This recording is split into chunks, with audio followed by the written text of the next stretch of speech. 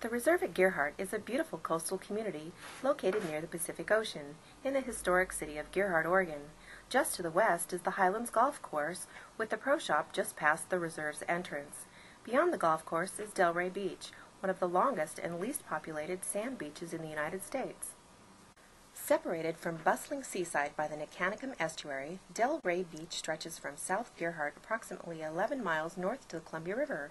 There are no commercial businesses on the beach and few access points, leaving it sparsely populated even on the hottest holiday weekends.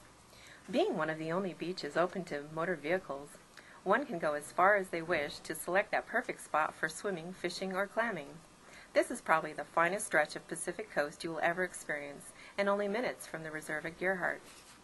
Finished building lots, pre-sale, and finished homes are available right now at prices that have not been seen for coastal property in decades. Drop by the Reserve or contact us soon for a complete information package and a personal appointment to experience the Reserve at Gerhardt.